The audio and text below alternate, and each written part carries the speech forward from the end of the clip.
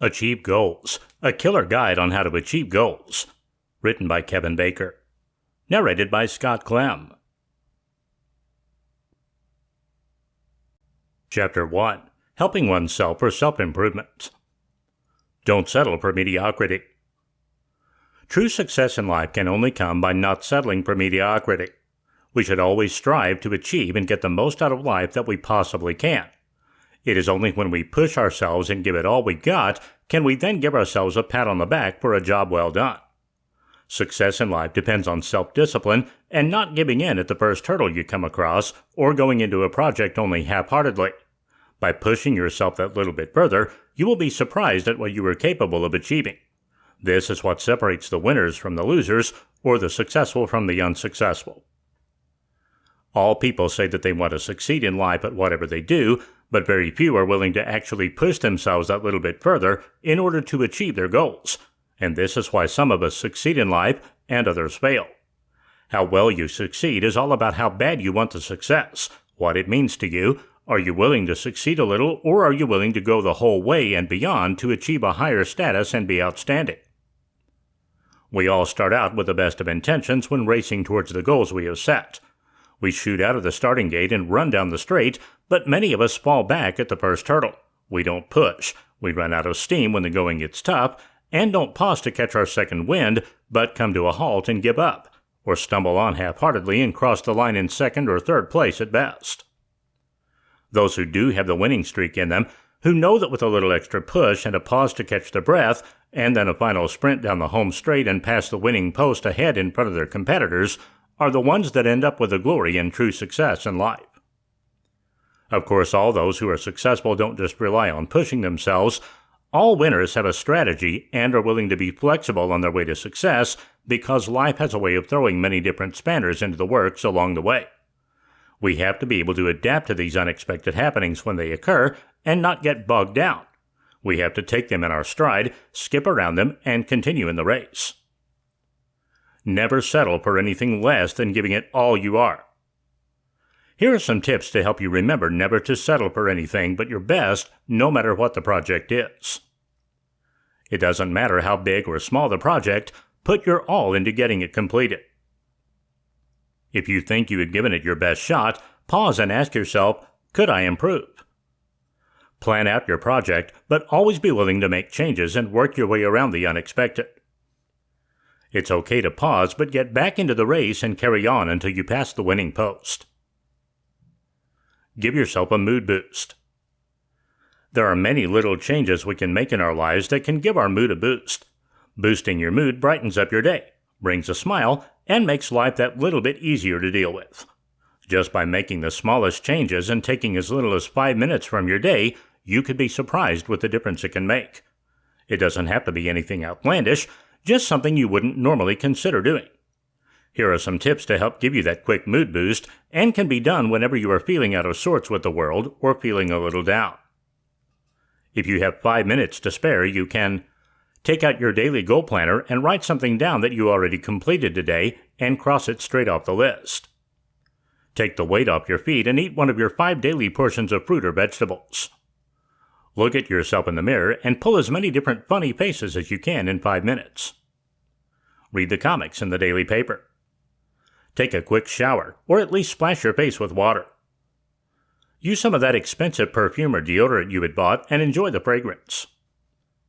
If you have 15 minutes to spare, you can declutter your desk or an area of your home. Treat yourself to a moisturizing mask. Change into a favorite piece of clothing and admire yourself. Do a few quick and easy exercises or stretches. Read a few pages of a book or magazine you enjoy. Make yourself a big fresh fruit smoothie. Sit down and enjoy it.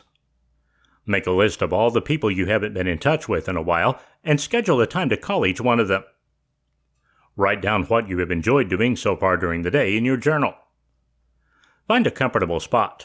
Close your eyes and enjoy the silence, sound of rain, or chirping birds.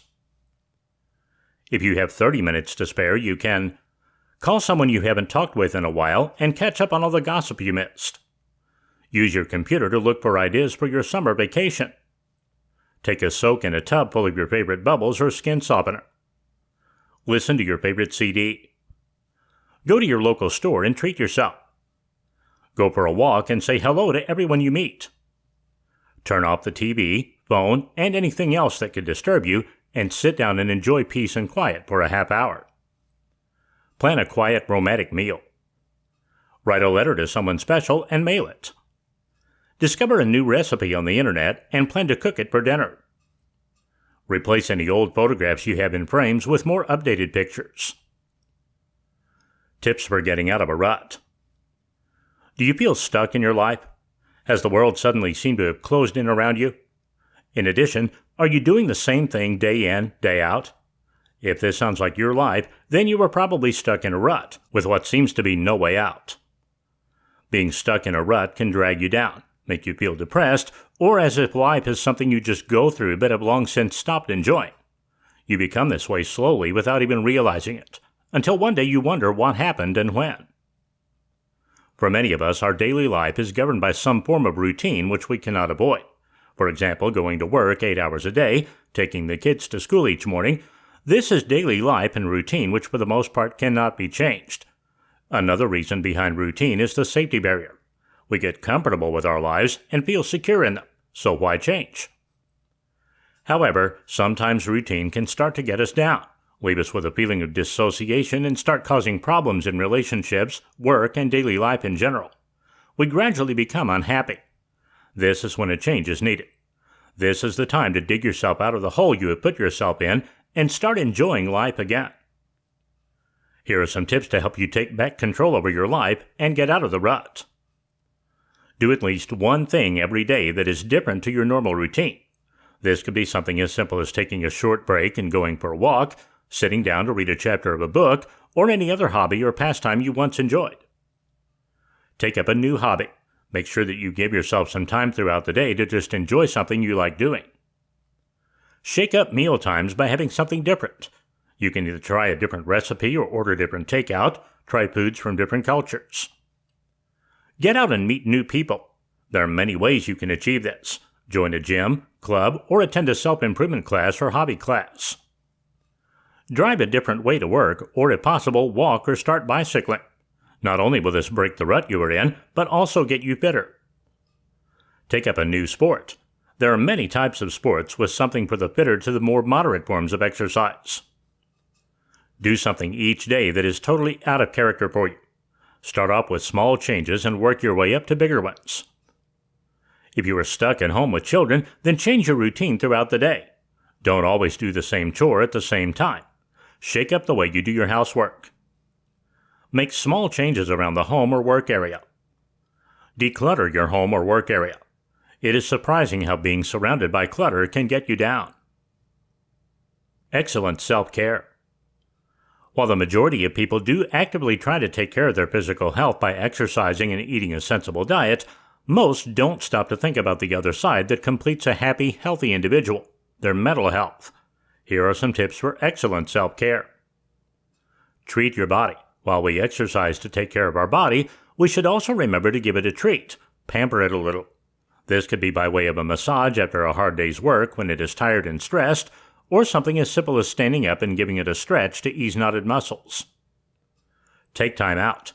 Refresh your body and mind by giving yourself some space, some time just for you. This could be as little as 5 minutes where you find peace and solitude by closing your eyes and deep breathing. The longer you can take time out from your busy day just for yourself, the better. Let your inner child out. Can you remember how much simpler life was when you were a child? Go back to your childhood for a short while. Do something you used to enjoy doing as a child. This could be anything from rollerblading, lying on your back and finding shapes in the clouds, making a daisy chain, or playing on a swing. Comfort yourself. We all have something that comforts us in times when we need it. Something that makes us feel safe and secure. Take time out to comfort yourself every now and again. This could be sitting in front of a roaring fire and watching the flames dance, relaxing in a hot bubble bath surrounded by candlelight, snuggling up in a favorite blanket, or a particular smell that relaxes you. Relax in fantasy. Take time out to go out of your world and into another. This could be by way of a book, magazine, or film. Or better yet, visualization. Go into your own fantasy world, created by your own mind. Treat yourself to a mental health day. Treat yourself to a whole day of just doing whatever it is you enjoy doing. Don't do any work or even think or feel guilty about what you should be doing. Just make the day all about you. Rediscover nature. Reconnect with the world around you by taking a long walk through the park. Notice how green the grass is and how blue the sky, and marvel at the weird and wonderful shapes of the clouds drifting over the sky. Do something you keep putting off.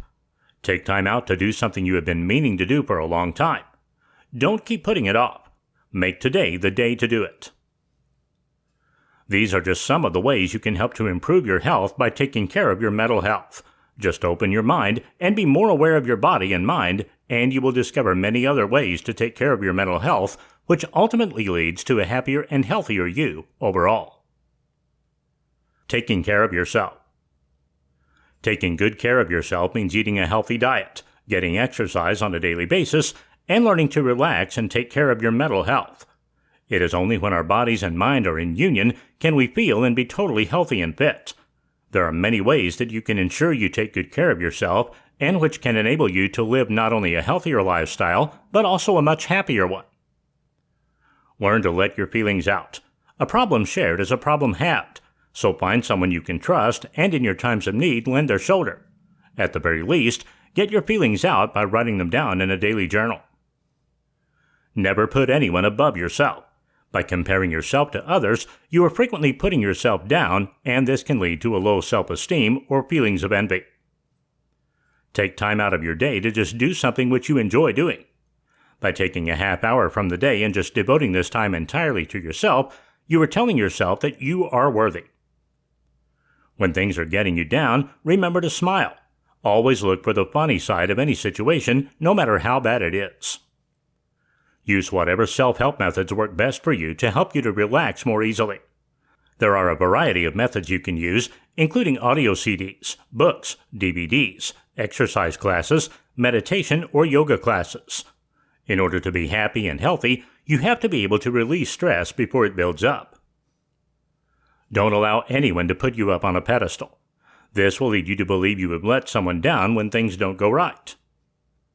If your work is getting you down, then ask yourself, are you in the right work? It is also important to remember that there are always some things that everyone dislikes about their work. Take the good and bad into account and weigh them up. Practice developing a more positive attitude towards everything in your life. If there is something you are not happy about, ask yourself what you need to do to change things. Get some form of exercise every day. Exercise helps to ward off diseases, makes us feel better, sleep better, and is a great form of stress relief. Eat a sensible diet that includes plenty of fresh fruit and vegetables while cutting down on fatty foods, salt, and starch. Keep a journal. This can benefit you in many ways by allowing you to get your thoughts and feelings out. Make goals that you work towards to achieve what it is you want out of life. Chapter 2. Dealing with trouble of what life brings. Taking life with a grain of salt. Not letting things get to you and taking life with a grain of salt is the answer to living a happy, stress-free life. It is when we don't realize how much stress is building up because of holding things back, worrying about things, and harboring grudges that many problems occur in life.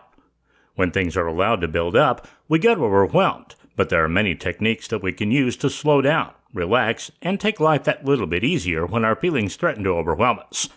If we don't learn to take things with a grain of salt and not worry about every little thing and stress becomes habitual, then it can have a severe effect on your health. Burnout is the term that is commonly used, and you can burn out through problems caused by work, your lifestyle, or individual personality characteristics. The symptoms of burnout can be varied, but all have an adverse effect on health and happiness over the long term if you don't change the situation that causes it. A loss of physical energy. If you are continually faced with stress, then it can have a draining effect on your body and mind. This will make you feel as though you have less energy and can make you totally lethargic. You may no longer have the interest you once had or the social life you once did. Even the thought of getting out of bed may seem like too much trouble. Frustration. Stress leads to frustration because you may feel sad for no particular reason, impatient, or even ever-changing moods. This will eventually lead to you feeling as though you are losing control over your life, or that you no longer have the ability to control it. Problems in relationships. You may find that you are letting relationships slide. This could be because you find yourself losing patience with people around you. You have less interest in things you used to do with others, or you feel you can't mix with people you used to like being with. A pessimistic outlook. When you are feeling burnout, it gets increasingly harder to become excited about life and the things you used to do and enjoy. Your thoughts turn ever increasingly to negative ones rather than positive, and you find it harder to look on the bright side in any situation. It becomes almost impossible to take life with a grain of salt and let even the smallest of things roll off your back, and you gradually get deeper into a rut. Tips to avoid burning out. Learn a relaxation technique such as meditation. Get plenty of exercise every week. Make sure you eat a sensible and healthy diet. Take time out for yourself every day. Learn to shrug your shoulders and cast aside anything that you cannot possibly change. Do something that you enjoy doing every day. In a particularly stressful time, relax as best as you can. Take slow, deep breaths and count to 10. Dealing with problem solving. We all come across problems that affect our life, and we have to deal with them. However, it's how we deal with them that can make all the difference. Problems can occur in life through mistakes that we make ourselves or through unforeseen circumstances beyond our control. Whichever way they cross our path, we should deal with them in the same level-headed way. Stay in control. There are basic ways in which we can help ourselves overcome problems easier when life throws them our way. But the most important of them is to remain in control of your thoughts and feelings. Remember that worrying and getting upset about any situation won't change the situation in any way. It won't make it go away by magic. Try to think of problems as challenges that arise, tests that are put in our path to see how we deal with them and overcome them. It is all about how we deal with problems emotionally that matter. Our emotional state can take us through our problems if we allow it to. If you are prone to worrying when problems arise and allow depression to set in, you still have to get through the tough times, only they will be so much harder to get through. The first thing you have to understand is that you don't have to understand the cause of the problem in order to solve it and get past it.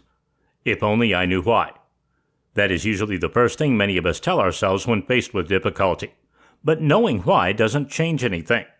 The solution to the problem lies ahead, not behind, and this is the way you should be looking.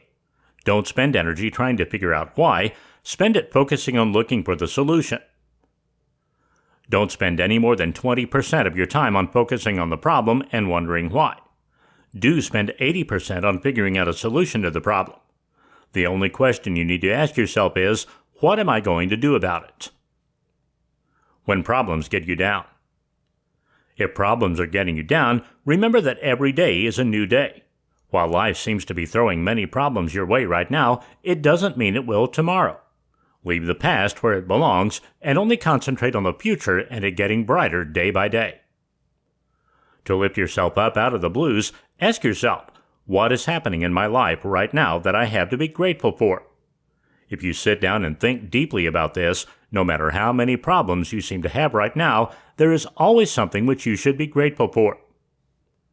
So dealing with solving problems is all about how you look at them. Face them head on and don't shrink from them in despair. Focus on obtaining a solution for solving the problem and then go for it full steam ahead until you have dealt with it and gotten through it. How to beat the bad day blues.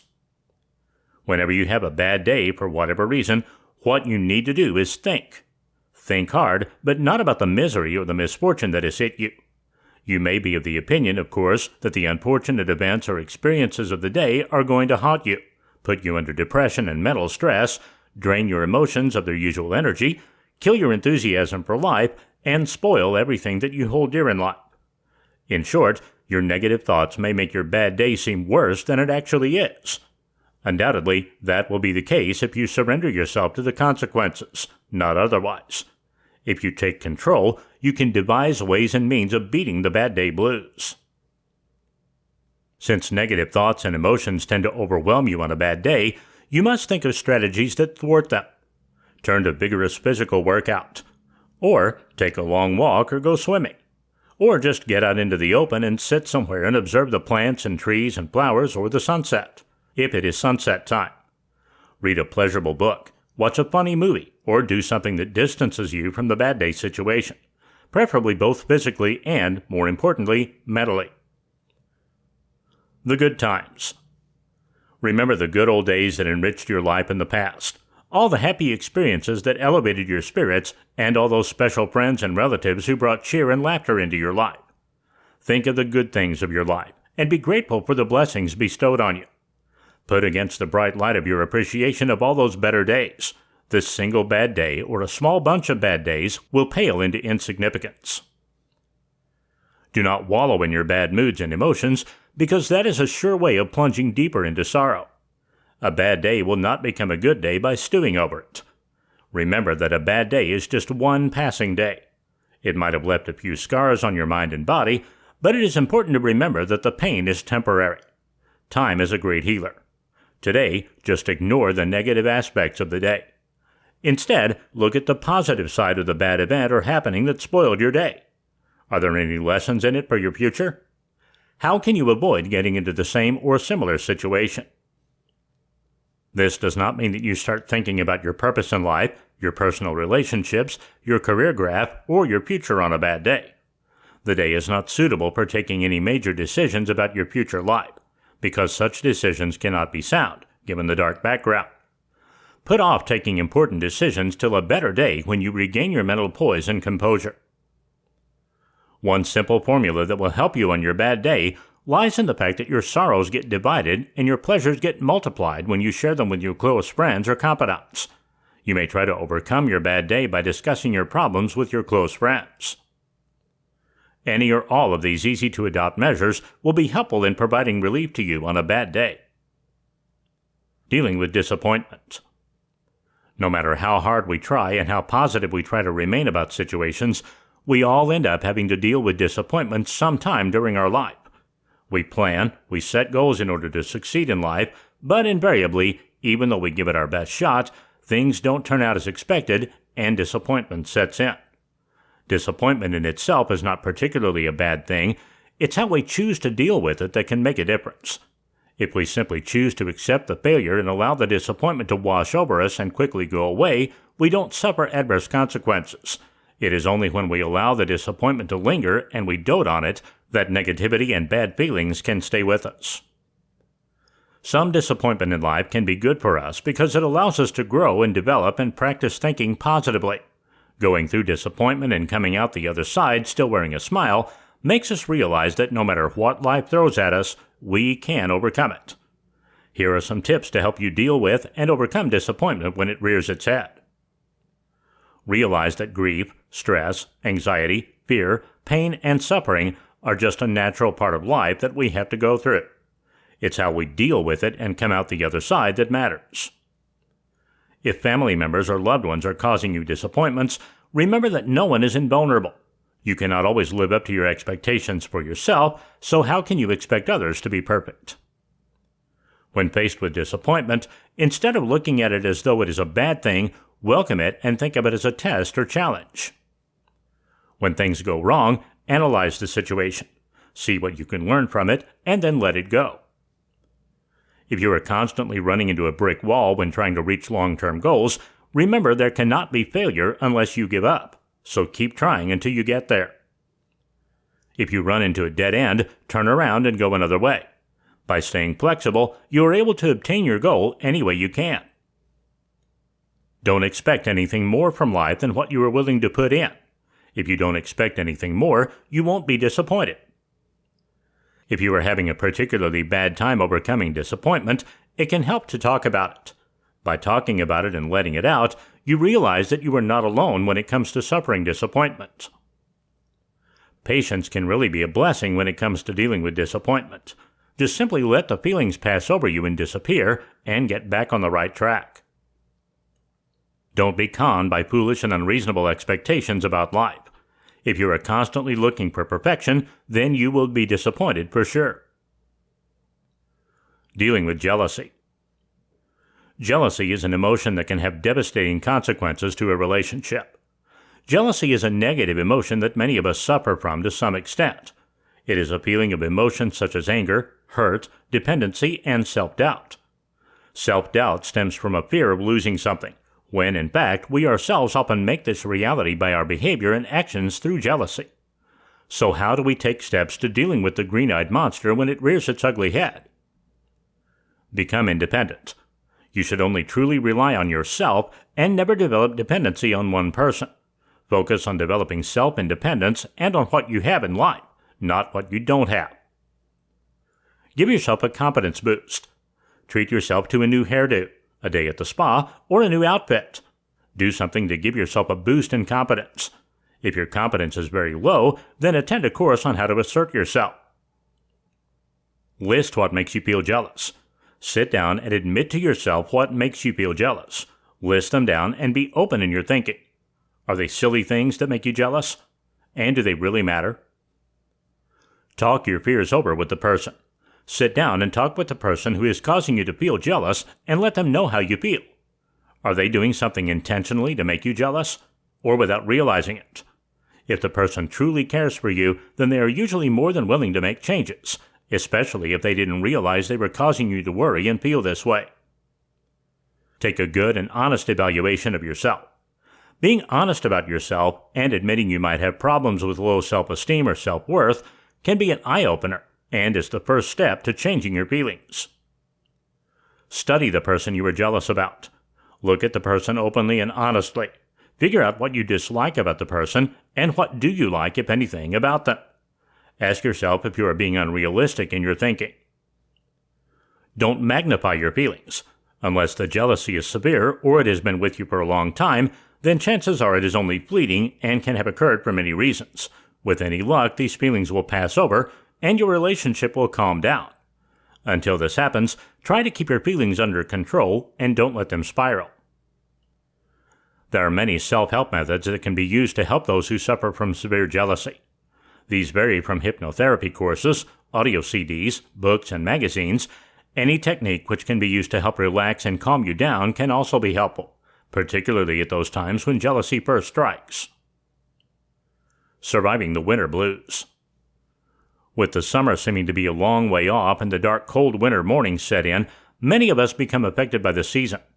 Winter depression, or the winter blues, is also known as SAD, seasonal affective disorder.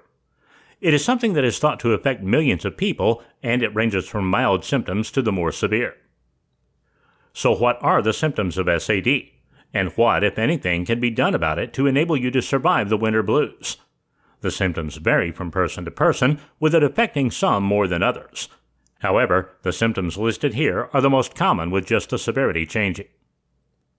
Having problems with sleep is the most common.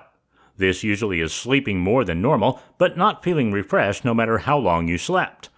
The feeling of not wanting to get out of bed and also needing to take a nap during the day is also common.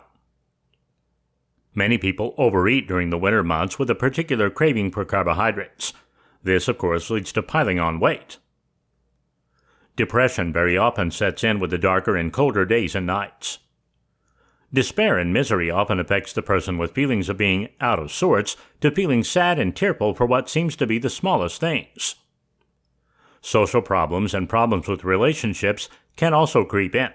You find yourself snapping at your partner, being annoyed by them, and avoiding going out with friends. A feeling of lethargy and everything becomes an effort. You find yourself becoming increasingly tired. During this period of time, you find yourself catching colds and other illnesses more easily. This is due to a lowered resistance to infection. Behavioral problems can occur, particularly in younger people.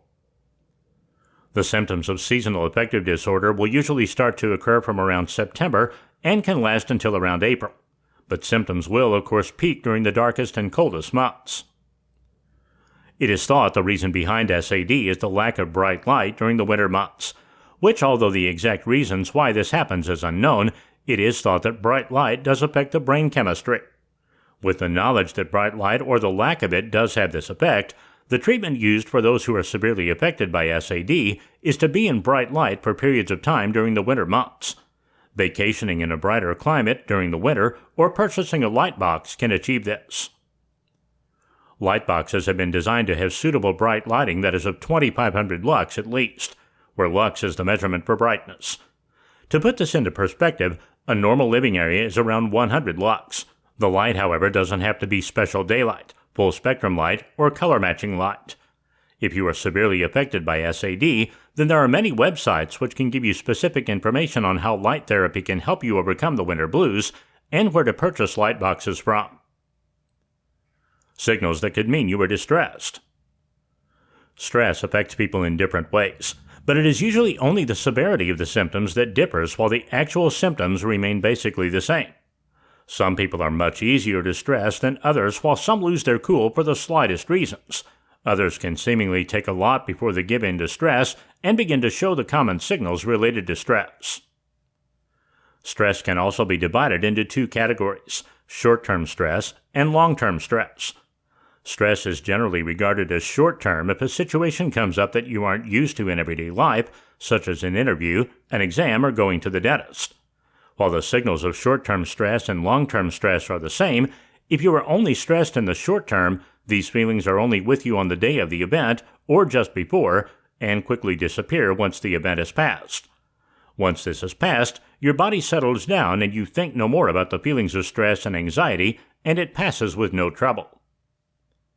However, long-term stress differs because it has the same signals as short-term stress, only they are with you almost every day, constantly affecting your body and mind and developing into deep-seated anxiety and panic attacks occasionally, if left to its own devices. The common signals listed here could be warning signs that you are suffering from stress, either in the short term or long term, and can vary from person to person in the severity. The feelings of butterflies or knots in your stomach. Feeling cold sweats and feeling very flushed or hot. Your mouth feels as dry as a desert or that it is full of cotton wool. Your heart seems to pound or beat much more quickly than it should. Your hands may feel cold and they may tremble. You lose the ability to concentrate and even think properly. You feel a terrible feeling that you can't describe. Your head feels as though a tight band of steel is encircling it and is pulling tighter and tighter. Your skin feels itchy, or as some people put it, as though something is crawling beneath your skin. You find it hard to settle down, and often your sleeping patterns change, with you laying awake for hours while feeling exhausted. You sleep but wake up feeling more tired than when you went to bed. Your energy levels drop and you begin to feel lethargic and have no interest in the things you once did. All of the aforementioned are the most common signals that you are stressed and that you should take steps towards eliminating some of the stress from your life or finding adequate ways to be able to release the stress from your body and mind. If your level of stress is particularly high, or if you have long-term stress, then you should take advice from your doctor as you may need medication to get you back on track while you develop ways to beat stress. Signs that you are suffering from burnout. Burnout is a term that is closely related to stress. Burnout occurs when your body and mind are continually stressed to the point when you begin to develop emotional and physical fatigue. If you have been continually subjected to high levels of stress over an extended period of time, it can bring feelings that eventually have an effect on every aspect of your life. You are then said to have burnout. While burnout is related to severe stress, it is different from just being excessively stressed. Many people live for years with long-term stress without burning out. While signs and symptoms of burnout can be very similar to those felt when stressed, when you burn out, you have the symptoms of stress, but along with this, also feelings of emotional exhaustion and negativity. The signs that you may be heading for burnout include the following symptoms. Lower down the scale indicates symptoms you may feel the closer to burnout you become. You begin to have problems with your digestive system. Your blood pressure starts to rise. You begin to suffer severe headaches. You start grinding your teeth consistently. You begin to feel extremely fatigued. You may suffer from heart problems or even heart attack. You may suffer from stroke. You begin to feel increasingly hopeless and powerless. You begin to feel dissociation. Satisfaction from work and life in general deteriorates. Feelings of deep resentment build up. You feel in a rut and there is no way out. You become withdrawn and totally isolated. You feel incompetent and a total failure. The end result of these symptoms show one is suffering from burnout due to continual and unrelenting long periods of stress. They are nothing more than the end result of an extremely tired body and mind. At the time of actual burnout, you will be experiencing problems not only at work, but also with relationships and almost every aspect of what you used to know as normal life. In order to prevent burnout, it is important that you recognize the symptoms and try to eliminate as much stress as possible from your life. Stress management is essential to prevent burnout, and using stress management techniques can prevent many of the symptoms. To reduce burnout or prevent it, you can take the following precautions by making changes to your physical, mental, and social well-being. Have a complete physical with your doctor. Make sure you eat a healthy diet. Make sure you are getting enough daily exercise. Make sure you get enough sleep. Learn relaxation techniques to deal with stress and stressful situations. Top 10 signs that it's time to leave a relationship. Usually your gut instinct will be the first sign that things are not going well in your relationship. You will feel that something is just not right, that something has changed, and it is not for the better. Perhaps these feelings will begin to show as anger and coldness, whereas before you felt kindness and warmth with your partner. These could be the first signs that something is amiss and the relationship is beginning to fail, or it could be nothing more than just a stage in your relationship through which you will pass. So how can you tell which it is? There are other signs that could give you a clue as to if the relationship is doomed or if you will survive. Some of the most common signs include 1. An increase in arguing. If before you agreed on almost anything, but now you are constantly disagreeing and arguing, then this could be a sign that things are taking a turn for the worse in your relationship. This could be more so if your partner is now forever finding faults and bickering about the smallest of things and disagreeing purely for no good reason. 2. A decrease in passion. If you previously enjoyed a love life with your marriage partner and this drops off for no apparent reason, then this could be a sign something is not right. While some waning is only natural over a period of time, when certain circumstances interfere, if your partner resists your advances continually over a period of time, then this could be a warning sign. 3. Avoiding one another. Of course, you can't always be together, but if you were close before and spent a lot of time in each other's company talking, holding hands, or cuddling, and this begins to drop off to the extent where you are now avoiding each other, this is a big sign that you are no longer enjoying each other's company and a warning sign of impending doom. 4. Jealousy. If your partner suddenly starts flirting with a clear intention of making you jealous, then this should be regarded as a warning sign. Your partner could be feeling insecure and is looking for more attention, or it could be a sign that they are genuinely trying to attract someone new and is losing affection for you. 5. Interference from family members. If your partner begins to use family members such as children against you, then this could spell danger in a relationship. Bringing family members into it can cause nothing but disharmony and will drive a wedge between any relationships. 6. Growing dependency. If your partner suddenly shows a growing dependency on you, then this could be a problem. It could mean that they realize something is wrong between the two of you and are clutching to you. 7. Anxiety or depression. If your partner is suddenly anxious or gets depressed, then this could spell trouble. It could mean that they have unresolved issues, and unless there is clear reason as to why, it could mean your relationship is the main problem. 8. Expecting change. If your partner suddenly wants you to change, then this could be a sign something is amiss. They could be indicating that they aren't happy with the way things are, and that things are going downhill. 9. Spending more time at work. If your partner suddenly starts spending more time at work or out with friends than they are with you, then this is a big sign that something is wrong. 10. Being secretive. If your partner starts becoming secretive, then this is a warning sign.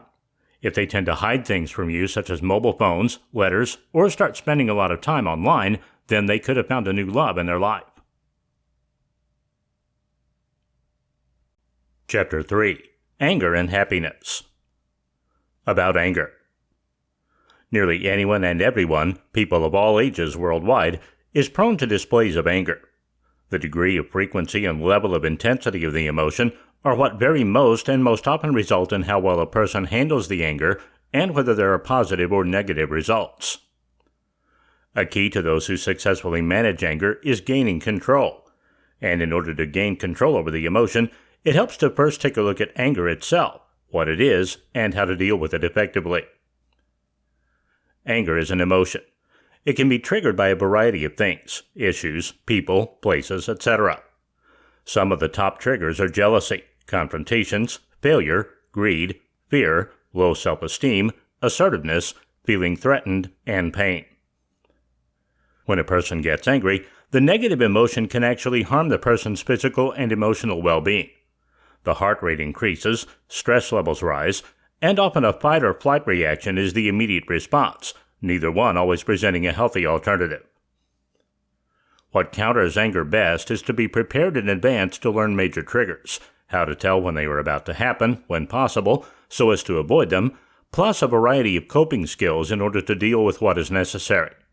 To help, keep a private journal to note any anger triggers, ways to possibly avoid confrontations down the road, and possible coping techniques to try. You can use the following triggers, coping techniques, and helpful tips as a good starting point. Trips your trigger. When you're calm, make a list of things, people, places, events, etc. that tend to trip your trigger. Calling businesses and getting automated menus to choose from that run you in circles, accomplishing nothing productive. Handling angry customer service calls. Going to visit in-laws. Heavy traffic during rush hour. Losing with my mutual funds account in the stock market. Anger aids. List ways to deal with anger when you have a positive frame of mind and are in a good mood to spark better creativity. Cool off with ice cream. As simplistic as this sounds, something cool and soothing can often help take the heat off the moment and begin cooling the entire body down. Take a hike or walk. Taking a step back, away from it all, can do wonders to give you a more world view of the situation. Being in the center of issues can make them seem larger than they really are, making the proverbial mountains out of molehills. Dance. Let it all out via your own expression. Dance to the beat of the music of your choice. Write it out. Journal and create a column of lemons with another column alongside for solutions or lemonade. Avoid or alter path of destruction in advance. Take a different route during rush hour or alter your schedule. By planning, you can prepare yourself in advance. Plan and conquer, and keep at the process on a regular basis. The top 7 ways of controlling anger. Everyone gets angry at some time in his or her life over something that happens. However, anger is a negative emotion that leads to feelings of sadness, guilt, frustration, unhappiness, and helplessness. Anger is an emotion which we must recognize and be able to let go in order to be happy and successful in life. Finding a resolution for the anger is essential in being able to let it go and move on. Knowing what you are actually angry with helps. Do you feel angry at another's actions, or are you angry at your own reaction? Finding out what actually upsets you is an important factor in actually narrowing down what it is that is bothering you. The more you practice controlling your anger, the easier it becomes to let it go and move on. And by learning to control your anger, you are effectively learning to take control over your life and happiness. Here are 7 top tips for gaining control over your anger. 1. When you feel anger beginning to build up inside of you, let your whole body droop and relax to the best of your ability while beginning to breathe from the diaphragm. Breathing in this way helps to calm both the body and mind, which leads to letting go of the anger before it takes hold. 2. Ask yourself if being angry and working yourself up is going to make any difference in the situation. For example, if someone cuts in front of you, is it really going to change anything if you curse and blow your horn? Is it worth stressing yourself? 3. Visualize a stress-free zone in your mind. This should be a place where you feel totally relaxed and calm, and a place which only you know about where you can quickly go to when you feel anger beginning to build up inside. It can be a totally imaginary place or one that you have visited in life where you feel totally relaxed and at ease. 4. When you feel anger beginning to build up due to someone else's actions, think of yourself doing exactly the same thing as they did. Would you be angry with yourself if you were the one doing it? 5. Realize that it's you and you alone that is allowing the anger to build up inside of you. While it may have been caused by someone else, you chose to let it bother you and to get angry. 6. Counting to 10 really can help to diffuse anger. By concentrating on counting, you are forgetting what happened and are consciously letting anger go. 7. Repeat an affirmation or mantra to yourself whenever you feel anger beginning to build up inside. For example, tell yourself to take it easy. I feel calm and relaxed. Anger isn't going to get me anywhere. Or let it go. Affirmations can help to diffuse your anger and get you back on the right track to thinking in a more positive and calming way. Turning hate into good. How many times have we said to ourselves, I hate this or that, or even, I hate him or her? But where does hate get us? Does it make us feel any better by declaring we hate something or somebody? Hate is a negative feeling, and negative feelings only bring about bad. When we think of the word hate, we start to have thoughts of coldness towards others or something. We automatically isolate ourselves from that person or situation, and nothing good can come from feelings such as these. There are many types of hate, such as racial, sexual, ethnicity, or just plain disliking a situation or disliking a situation due to a phobia. Here are some ways you can think about turning the hatred into a more positive and good approach. Racial hate. People are people. We are all flesh and blood, whatever the color of our skin or our background in life. We all have the same color of blood flowing through our veins. We have the same shape hearts and brains. We all have fingers, toes, and the ability to communicate. Why, then, do so many people profess to hate someone else just because they have a different color skin or come from a different country? Is it worthwhile remembering that underneath we are all basically the same and want the same out of life for ourselves and our families? There are good and bad people of all colors and nationalities in life. So, instead of just hating someone because they look differently than you, look deeper inside than the color of the skin and see the true person. Hate due to a phobia.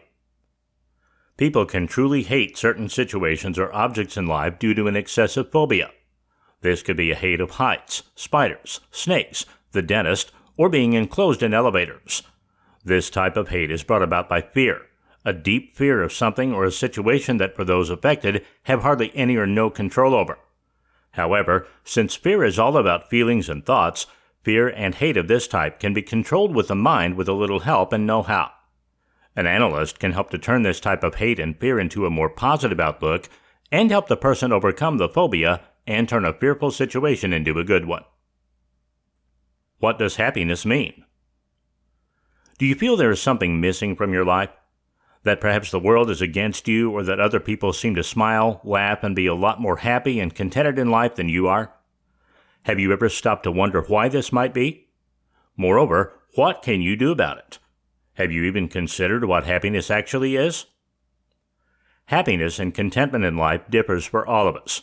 What makes one person happy doesn't necessarily bring contentment to another. Very often we are happy in life, but we just don't realize it. Very often the hustle and bustle of life can completely overtake all else and leave us little time to enjoy the things that make us smile and enjoy life to the fullest. If you stop and sit down and think about what actually makes you happy and feel contented, you might actually find you have those things already around you, but you just didn't realize it. However, there are times when we can get into a slump and haven't yet come across the conditions that we regard as bringing happiness and contentment. If this is the case, then you have to figure out what changes you need to make to bring happiness into your life.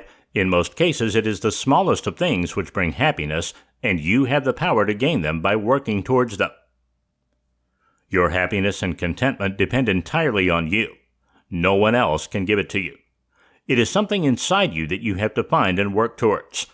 You can either decide to stop in the rut or to take positive action and make changes to your life or yourself in order to accomplish contentment.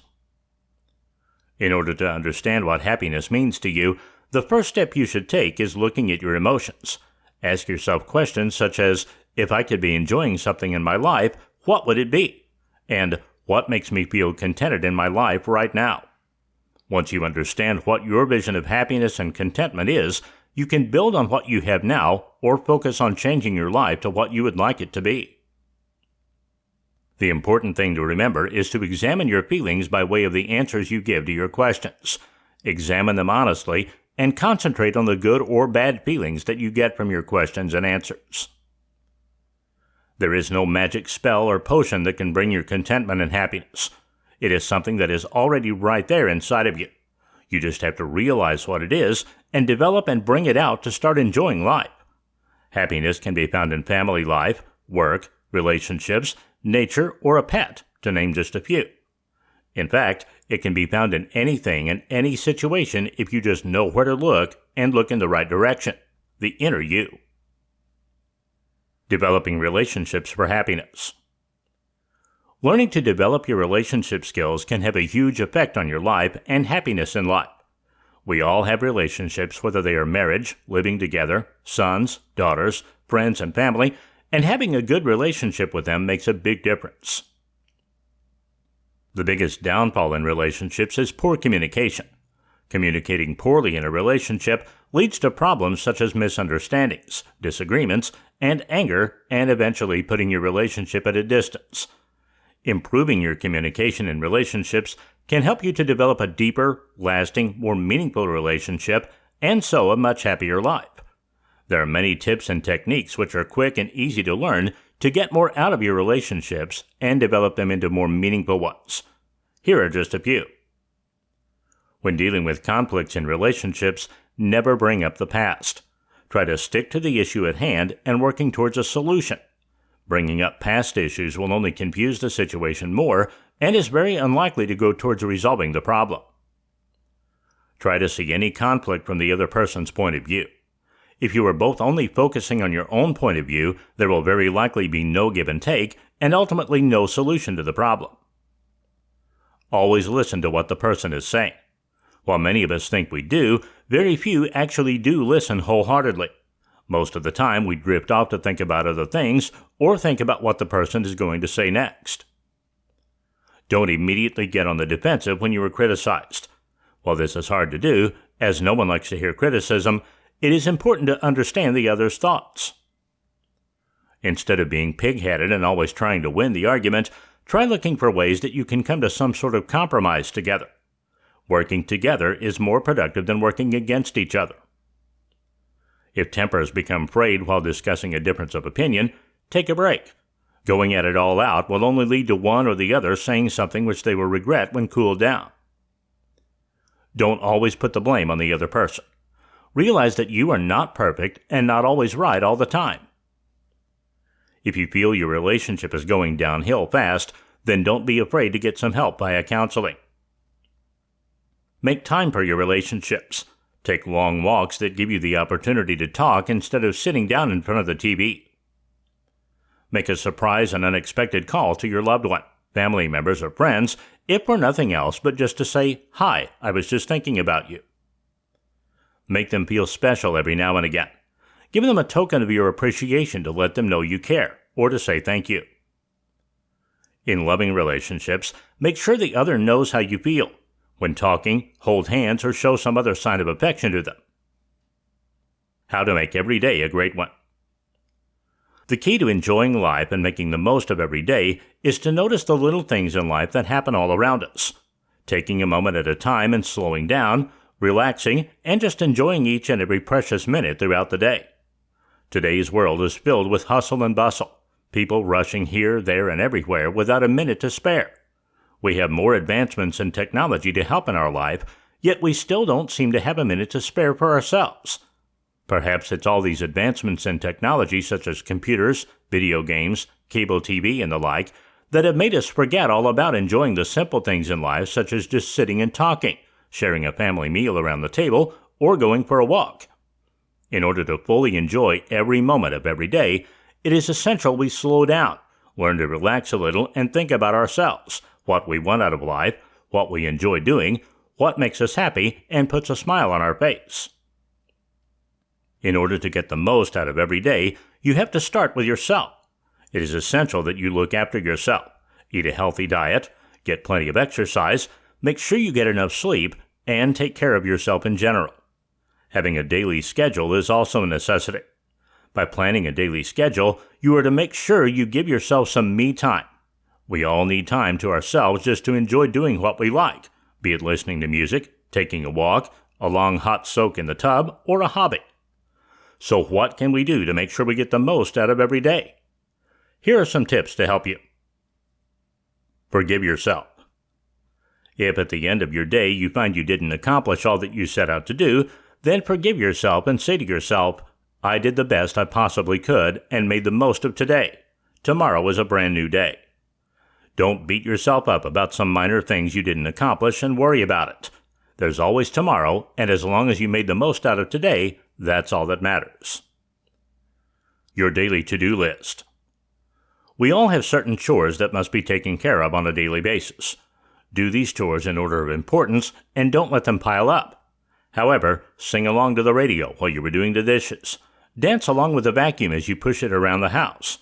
Take pleasure in doing mundane chores and turn them into an enjoyable experience instead of moaning and grumbling about having to do them. Take regular breaks. Whether you are at home or work, give yourself a break every now and again, even if it's only for 5 minutes. Learn a quick relaxation technique and unwind if you are beginning to feel tense. Do something you enjoy doing. Make it a point to set some time aside just for you, to do what you want to do. This could be reading, taking a bubble bath, meditating, going to the gym, or basically anything which you really enjoy doing and which makes you feel good and puts a smile on your face. Positive thinking. Try to have a positive attitude toward life, even when things aren't particularly going the way we want them to. Look for the good in the situation and what you can learn from it, rather than looking at it in a totally negative way. Stay happy. Don't hold on to grudges. By holding on to grudges, we are holding on to the past, and this holds us back and stops us from growing and going onward with our lives.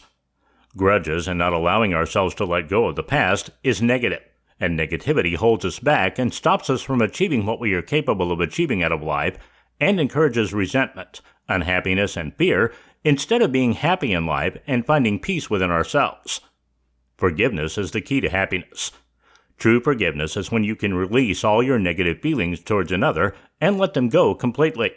You have to let the grudge go not only through words of acceptance, but also feel it in your heart and soul. Why is forgiving so difficult to do? It is our negative ego that causes us to hold a grudge and tells us not to let it go. Like all things that block success and happiness in our life, negativity again plays a huge part. Only this time it affects our ego. By letting negativity affect our lives this way, we are opening up the door and welcoming bitterness and deep resentment, and these manifest deep within us and show themselves in our health. Holding onto a grudge causes ulcers, stress, and general overall poor health, so it is essential that we learn to let go of our resentment and move on with life by letting go of our grudges. As with every other problem relating to negativity in our lives, it is all about how we think. Forgiveness is all about letting go of harmful trains of thought patterns and developing new ones. Developing the ability to let go. Developing the ability to let go takes time. If you allow yourself to look at your feelings honestly and calmly, then you will realize that negative feelings evaporate and you begin to feel peace of mind through letting go of deep resentment.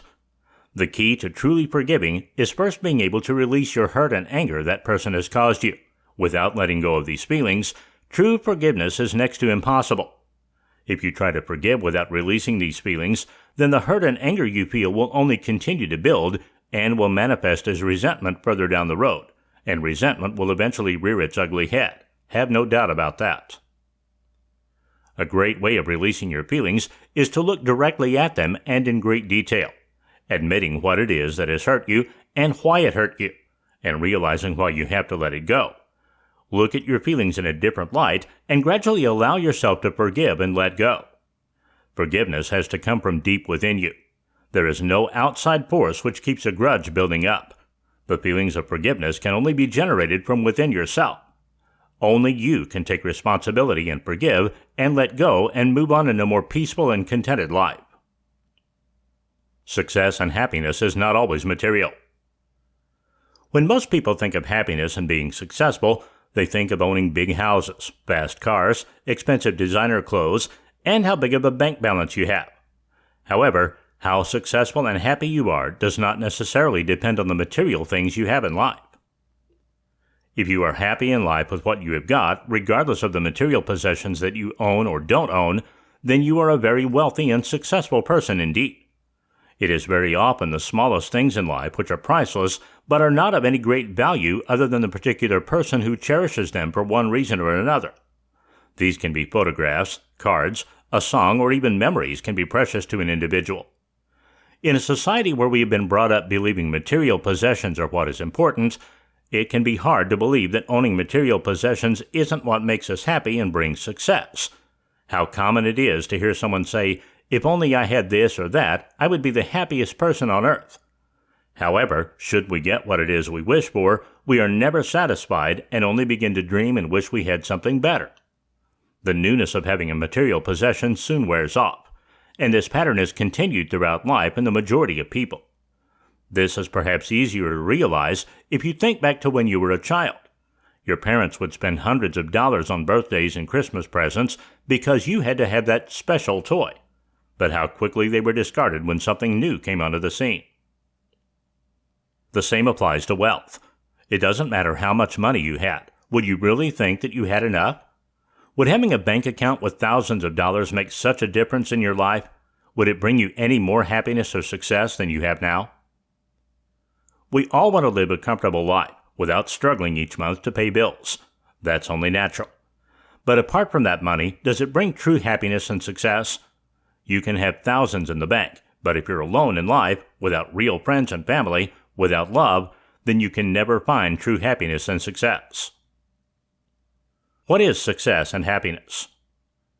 In order to determine actually what success and happiness means, you should first ask yourself this.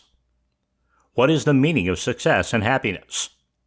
What would being truly successful and happy mean? What do I want out of life? These are the core questions behind understanding what happiness and success really would mean to you as an individual. For happiness and success means different things to each of us. You can be rich and successful in many more ways than having material possessions and money. Think about some of the things you have in your life now. Are you one of the richest and most successful people on the earth? True friends. If you can count on one hand 5 true friends who are always there for you through thick and thin, then you are rich indeed. Health. If you have good health through taking care of what you eat, exercising regularly, then this is far more valuable than any amount of money in the bank. A family. If you have a family around you who loves you, then you will have a successful, rewarding, and very happy life. A good character. If you are an honest, kind, and truthful person in all situations, then you have success beyond your wildest dreams. Chapter 4. Change for Good. Changing bad habits into good ones. We all have habits, and some of these habits are bad ones. Taking a bad habit and turning it into a more positive one is hard, but is well worth the effort if you put your mind to succeeding. Our habits can determine our life to an extent and affect the way we feel and think. Bad habits affect our self-esteem and lead to negativity, while good habits lead to a feeling of achievement, accomplishment, and positive thinking. So what is the key to successfully breaking our bad habits and replacing them with ones that are more positive? Listed here are some helpful techniques that you can put to use to change your bad habits into more positive ones. Make a list. Make a list of all the reasons why you want to stop your habit. Really give it some thought and list as many reasons as possible for giving it up. For example, if smoking is your habit and you wish to give it up, then you could put down things like, it costs me X amount of money every year. It makes my clothes, hair, and breath smell. It makes the whole house smell. By listing as many reasons as you can as to why you want to give up, it will allow you to see in black and white what it is that you don't like about your habit and why you should give it up. Analyze yourself. Ask yourself what it is that you are getting out of your habit. Are you really getting what you want from it? Do you really enjoy it? Or is the habit exactly that? Just a habit that you have done for so long that you would feel uncomfortable without doing it. List positive things you could swap your habit for. Stop and think what you could do to replace your habit that would be more positive. For example, you could take up a hobby, work out, read, go for a walk, do chores around the home, or take up an adult education class. All of these can help you to take your mind off and break your habits. Visualize. Visualize how you would feel and the changes there would be if you broke your habit. For example, if you were a smoker and wished to quit, then picture the differences it would make if you did quit and replace smoking with, say, working out. Picture yourself being able to breathe easier, your taste buds improving, your clothes, hair, and home smelling fresher and cleaner, and what you could buy from the money you saved. Take one day at a time. Always take one day at a time when trying to break a habit. Never look into the future and start to think, how will I cope in certain situations? Choose a day to give up your habit and stick with it, no matter what comes up. Keeping a journal can also help you to deal with kicking your habits and is helpful to get your thoughts and feelings out at the most frustrating times. Turning change into choice. Change is something that happens in our lives naturally, whether we like it or not. Day turns into night. We grow older, as do our children. We buy houses, change homes, lifestyles, jobs, and more. Some of us don't handle change as well as others. You see others happy to be changing careers, relationships, or moving to another home. You wonder why they are so happy. What is it that is so exciting about change? And why do you only fear change? Unfortunately, fear can be a paralyzing emotion and feeling. It can make us afraid to do anything and we simply stand still. The biggest fear of all humans is the fear of the unknown. When we can't predict the outcome, we usually become afraid. Most of the time, with any type of change, we can't predict the outcome. That can be scary. However, one of the things in life that will definitely happen is change. How to handle change better. But fear not. There is a better way to handle change so that it's not so scary.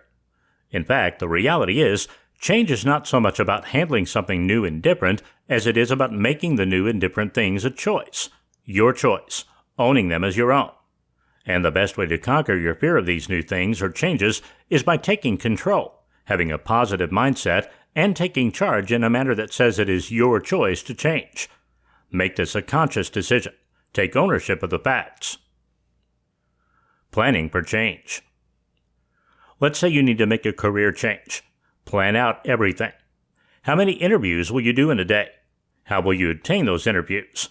Will you be switching to a different career or staying in the same type of career? What do you want to do? Where do you see yourself in 6 months? Answer these questions in a notebook or journal. Outline what you plan on doing. Now, most of the unknown is known. You have chosen to take ownership of your change, and you hold the controls. Don't stop there, not even after you make your career change. Set long-term and short-term goals for yourself. The best way to conquer a fear is to face it and do it often. If you do this on a regular basis, you will soon wonder what made you so nervous. Make change your choice, and get help regularly from the pros by checking out library and online books, audio recordings, videos, and other helpful information focused on motivation and inspiration to learn more about how successful people have accepted and taken charge of the changes in their lives. Improving your emotional well-being. There are many things in life that can affect our emotional well-being, and our emotional well-being is one of the most important aspects when it comes to being healthy. In order to be truly healthy, it is essential to have stable and healthy emotions. If your emotions are not stable, then your whole body will be affected, and this will lead to a decline in health and overall well-being. If you follow the holistic belief of health, then this dictates that along with healthy eating, exercise, and dieting, we have to take care of our mental health as well. It is only when body and mind are fit and healthy can we gain true overall health. Emotional well-being, physical well-being, intellectual and social well-being all come together, and if any of these are affected, it will affect our health. There are many factors that can affect these, including problems in relationships, unemployment, money problems, social problems, and physical problems, to name but just a few. Improving your emotional well-being depends on altering aspects of your life that affect it. Stress is the biggest enemy that can change our emotions and feelings, so it is imperative that you remove as much stress from your daily life as possible. You should learn new techniques to banish stress quickly and effortlessly without allowing it to build up. There are many techniques you can choose to combat stress. from practicing yoga and meditation to simple breathing exercises and affirmations. The key is to find the method that works the best for you. Negative thinking is another downfall many of us acquire throughout our lives, and this can cause many problems with emotional well-being. Always thinking the worst or continually putting yourself down will lead to low self-confidence and low self-esteem. Affirmations or positive self-talk is an excellent way to help you deal with negative thoughts and feelings. Changing the way you think will change the way you feel, and when you feel better about your life and yourself, you will have a different outlook on life, which will lead to a healthier you. Situations that occur in your daily life can change your emotional well-being, and while we often cannot change situations, we can change how we deal with them, how they affect our thoughts, feelings, and emotions. Feelings of anger, sadness, and uncertainty all cause problems without emotional well-being and ultimately our overall health. The trick is not to hold your feelings inside, but let them out. Harboring anger, resentment, or sadness for long periods of time can be devastating for our emotional well-being. Keeping a journal to write about your thoughts and feelings can help, as can having someone to talk to. The main point is getting your feelings out. Key points to improving your emotional well-being are: learning how to relax and let go of stress, eating a sensible diet and exercising on a regular basis, get a good night's sleep every night, deal with problems as they arise, give yourself a break and stop putting yourself down. Don't let things build up. Get thoughts and feelings out. Do something every day that you enjoy doing. 7 simple steps to stop procrastinating. Are you a victim of laziness, a root cause of procrastination? Do you often suffer because of what you initially considered as easy has turned difficult with the loss of time, and what appeared hard due to further delay has become impossible now? You may draw comfort from the fact that you are in the company of many that are affected by procrastination. But you must realize that you will experience true comfort if you get rid of your laziness by shaking yourself up into action. Like many others, you can indeed stop procrastinating and start meeting deadlines by following a few simple steps that teach you effective time management. 1. Plan your daily must-do activities. Draw up a to-do list. Preferably, write it down on paper, or use a computer if you prefer. 2. Prioritize the activities, the more important ones taking precedence over the less important. If there are urgent things to do, but not important enough to be worried about if not done, put them below the important ones. The idea is based on the established principle that 80% of rewards accrue from 20% of effort directed towards accomplishing important work. 3. Estimate the time required for each of the listed activities after analyzing their complexity. Avoid underestimation, as you may not have enough time to do well a particular piece of work. Similarly, avoid overestimation, for that may leave some activities without enough time. A realistic budgeting of time is a must. Time allocation is a skill that is acquired with experience, so keep reviewing and revising your time schedule as you progress. 4. Organize your life. That will help you avoid wasting your precious time and leave more time for the actual work. Remember, indiscipline causes confusion, even chaos, in life. It eats into your time. Avoid sloppiness. For instance, leave your personal belongings of daily use, like your glasses, your clothing, your computer, etc., in the same place. If you do, you won't need to spend time looking for them all over the place. Apply the principle of doing work first, and then taking time for pleasure and relaxation. Reverse the order only at the pain of falling prey to procrastination. You can get time for rest and relaxation if you are efficient in doing your assigned work. 5. Start working bit by bit. You may see a mountain at first, but mountains can be moved, especially if you begin by moving just a small stone from it. You know you cannot move the entire mountain all at once. Do not be overwhelmed by the immensity of the task before you. That will put you off. And you will put off the task for another day, which will never come. Just begin by taking one small step, and you will invariably reach your destination. 6. Put first things first early in the day. Remember, procrastination grows into a habit by the minute. Begin your day by launching yourself head first into the most important job waiting to be done. 7. Learn to cope with anxiety, depression, stress, and other similar conditions of the mind related to your problems in life. Keep yourself fit, not just physically, but mentally as well. Learn and practice suitable mental relaxation techniques such as meditation. New Year's resolutions you can keep. Do you know most people who make resolutions on the eve of the new year break them within the first 3 or 4 months? Do you know why? If you do, you won't make impractical resolutions. If you don't, you might ask what resolutions you will be able to keep, or how to make only those resolutions that will really work for a long time.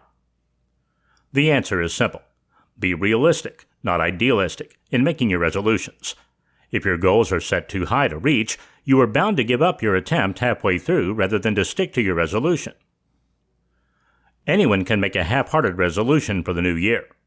What is difficult and requires commitment is to actually keep it.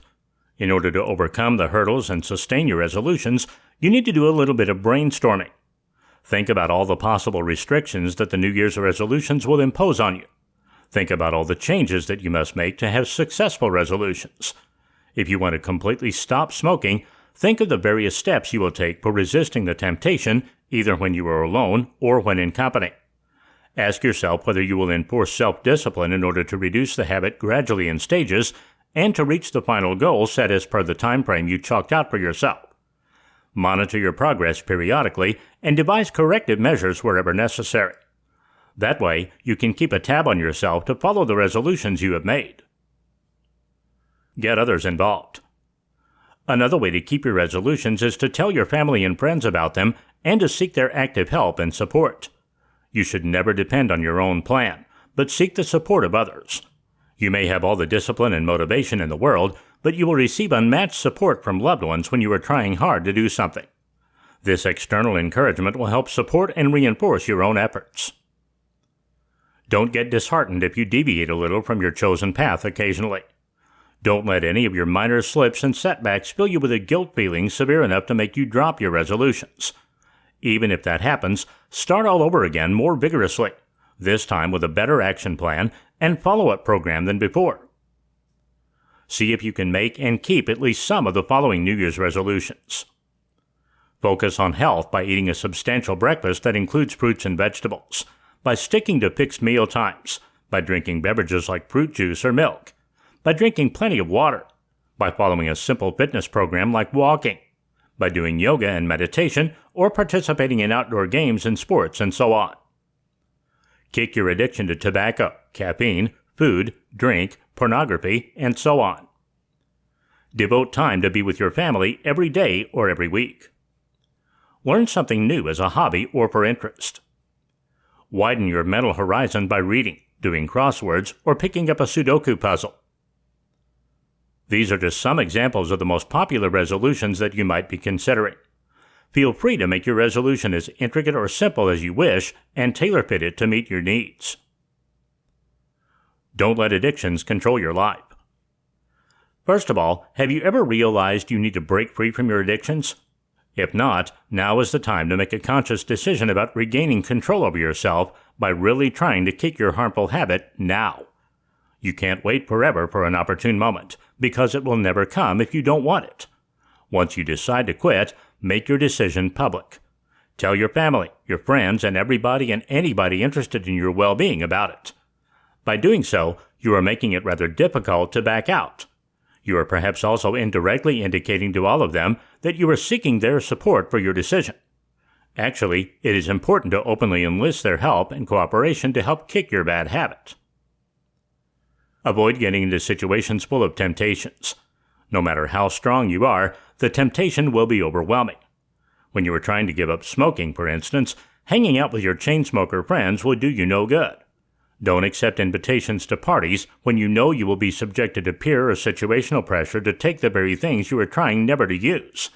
If you do, you will never come out of your compulsive weakness for a particular drug, drink, or smoke, or some habit you have decided to kick. You may need professional help if you are a long-term slave to alcohol or drugs or tobacco or pornography or any of the several other equally harmful substances or things. You will need professional help in addition to the support from your family and friends. After an in-depth look at your case, specialists will chalk out a program for you to follow under their supervision over a specified period of time. Several support groups may join in. Following the rehabilitation program is key to getting yourself back on track. Ultimately, your own will is the only thing that can get rid of the addiction for good. People under some stress or tension wrongly believe that they can calm themselves and feel relaxed if they use tobacco or alcohol or drugs. They first try to drown their sorrows in addictive substances and habits injurious to health, but end up drowned in their addictions. If you only realize the futility of seeking relief from your grief and addictions, you will never put yourself under the risk of damaging your health and losing your wealth, as well as destroying whatever happiness you had so far. There are better ways to confront and conquer your problems than giving in to addiction. Outlets for addiction. Learn to relax and rebuild your physical and mental reserves by doing regular physical exercise, yoga, meditation, or taking to hobbies by exploiting your creative interests. Instead of attempting to escape from reality through the door that addictions seem to open for you, learn to adopt a positive attitude and face the inevitable and overcome the consequences with courage. You are in control. Remember, there are few quick-fix solutions to life's problems. Likewise, there are no easy ways to overcome your addictions. Only concerted efforts on your part will help you in the end. Take control of yourself by training your mind to face life's tough challenges. Chapter 5. Healthy Communication. Developing healthy communication skills. Developing good communication skills is essential in all walks of life and different situations. Relationships rely on good communication to survive and strengthen. How you live among your neighbors requires good communication. In your work, doing well in school or in college, and dealing with difficult people are just one of the ways excellent communication skills can help in life. Most of us have to deal with difficult people at some stage or another in our life, so it is essential that we know how to deal with them effectively to get the best outcome. If we are faced with difficulties as a common part of our day-to-day life, it will gradually have an effect on your life. You will become nervous, anxious, and stressed. The easiest solution is to eliminate the difficulty from your life. However, this is impossible if the problem lies with a coworker or a loved one. If this is the case, then you have to develop strategies to help you develop healthier communication between you and them. Here are some tips to help you. Where possible, avoid getting into any personal discussions such as religion or politics. Basically, avoid any subject that can easily cause conflict. If you sense the other person is trying to goad you into a discussion that will probably lead to an argument, then change the subject or leave the room. Trying to change the difficult person you are dealing with will only result in them becoming defensive. It will eventually turn into a power struggle and make the person even more difficult to deal with. Try changing how you respond or see the other person. If the person is treating you unacceptably, then draw boundaries that they cannot cross. Try to see the other person's point of view and remember that you are not always right. Focus on the positive aspects of the other person. This can be especially helpful if the person is a family member. Accept the person for who they are, good or bad. Learn to recognize when you need to put a distance between you and the other person and act on it when the time comes. When you feel negative interactions, try not to blame either one of you for them. If worst comes to worst, then just being polite could be the best you can hope for with certain people. Sometimes people just don't get on, no matter what. Try to keep your sense of humor when around someone who is being difficult. Be sure to have positive relationships around you to offset the negative ones. These are just a few of the ways which you can use in your daily life when faced with difficult people. While they won't change the person, they can make life and the person involved a lot easier to deal with.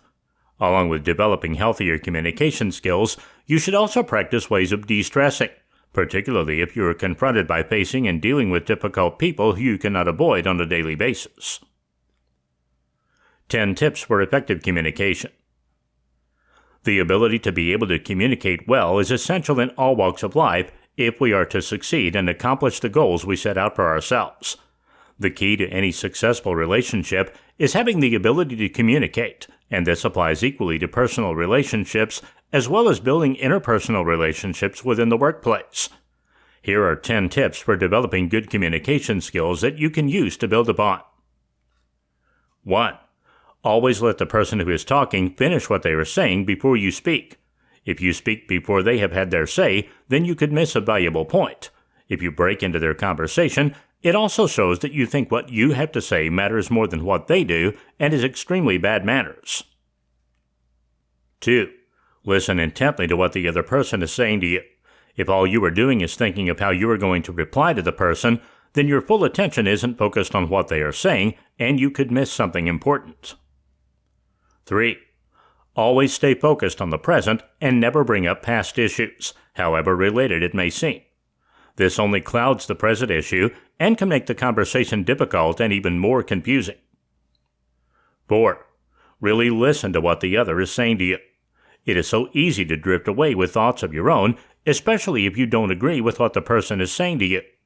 Try not to get defensive and don't interrupt them before they have made their point. 5.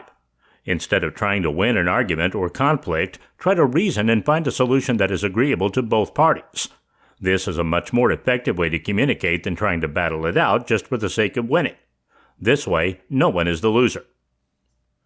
6. Take a break if you cannot come to a reasonable agreement in a conversation when at odds.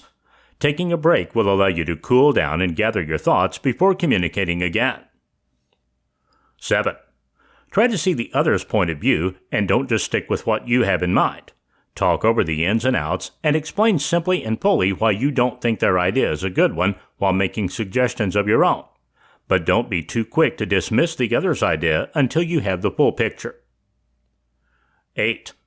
Even if you don't like what the other person is saying, try to be respectful of their opinion and do listen to what they have to say, even if you don't necessarily agree with them. 9. Don't blow things out of proportion while conversing. If possible, avoid starting sentences with "you always" or "you never." Always think about what you are saying and make sure that what you are saying is true. Blowing things out of proportion, blaming, and bringing up the past only creates more negativity. 10. Don't always put all the blame on the other. Sometimes we handle conflicts by blaming things entirely on the other and criticizing. Try to analyze the situation objectively to find a solution.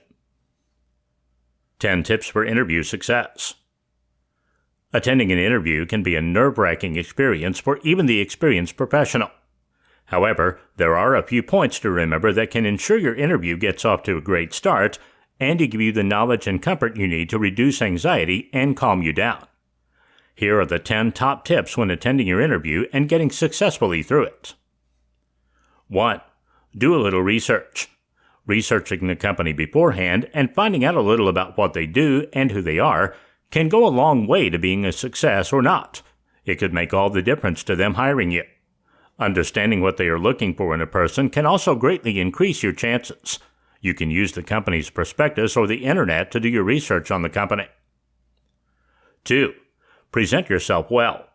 Preparing yourself is essential for success in your interview. Always give yourself plenty of time to shower, groom, and dress appropriately for your interview. Choose your outfit wisely and dress appropriately for the type of job you are applying for. 3. Arrive early. Always make sure you arrive at the interview roughly 10 minutes before the actual interview starts. This will ensure that you don't arrive flustered after rushing around and will show the interviewer that you were punctual. 4. Ask questions yourself. While it is you that is being interviewed, you should also prepare questions to ask the interviewer. By preparing questions to ask beforehand, it will show the interviewer that you have taken the time, have shown initiative, and are interested in finding out more about the position or company. 5. First impressions count. Always remember that first impressions count for a lot. Walk into the interview with your head held high, smile, and give a firm handshake. Showing you have confidence in yourself is essential and can make all the difference to you being successful. 6. Show interest. Make sure that you show interest in the person conducting the interview. Ask them questions such as how long they have worked for the firm and what involvement with members of staff are. 7. Watch your body language. Be confident in your body language. The way you conduct yourself is a telltale sign in your body language and will give the interviewer insight into the type of person that you are. Interviewers place a lot of faith in a person's body language, so make sure yours doesn't let you down. 8. Make sure you understand the requirements. If you are unsure of any questions that the interviewer asks, then be sure to ask them to clarify what they mean. If you answer without fully understanding the question, you are only asking for trouble. 9. Ask about follow-up. Make sure that the interviewer knows how interested you are by asking about what happens after the interview regarding follow-up. Make sure you know how and when they will contact you if you are successful. 10. Make sure the interviewer knows you want the job. At the end of the interview, make sure you reiterate how much you are suited for the position and what you could give to the firm as a member of staff. Chapter 6. For Speed Ahead. Real-life applications of NLP. Once, as the story goes, Buddha was on his rounds seeking alms when he was subjected to verbal abuse by someone. Buddha, enlightened as he was, simply smiled and moved on. When a disciple of his asked him how he could keep himself from retaliating against the undeserved abuse, the Buddha observed that the evil words did not at all touch him or his philosophy of life. They only exposed the ignorance of the person saying it. Of course, although the Buddha did not have the benefit of NLP in those days, he demonstrated how, due to his mental perception of the offensive as the inoffensive, he remained unaffected by the abuse. However ancient the story, this is a prime example of how NLP can be applied to real-life situations. Obviously, we rely on our sense perceptions in our effort to understand, interpret, and interact with our environment. NLP assigns a lot of importance to eye movements, to observing and reading others' body language, as well as to controlling our body language or gestures as a means of communicating with others. Synchronizing your body language or nonverbal means of communication with the verbal means enhances the effectiveness of your communication. Your choice of words and sentence structures delivered using the right tone can go a long way in casting a spell on the audience, in convincing them, and in bringing about desired outcomes through them. Your language, if used appropriately, can appeal to the subconscious mind of a hostile audience in order to obtain conscious compliance from them as a result. Influencing others' minds through a captivating speech so as to completely change moods and attitudes in favor of achieving your desired result is not new.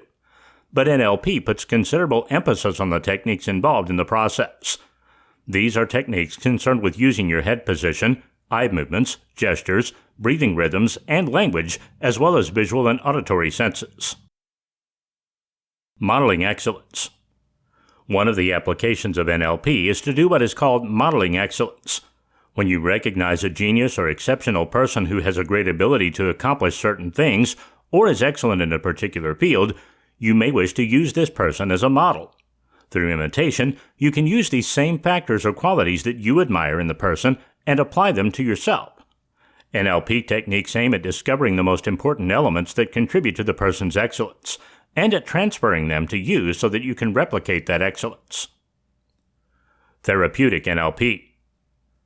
There are some therapeutic applications of NLP, which are mainly borrowed from the practice of hypnosis. These applications rely considerably on the terminology employed by an American psychiatrist, Milton H. Erickson, like hypnotic phenomena, therapeutic metaphor, story, rapport, age regression, conscious and unconscious communications, etc.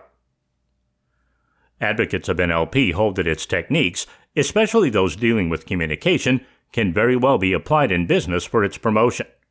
One has to first master the NLP techniques and then skillfully use them to see the results for themselves. Why you need a life coach.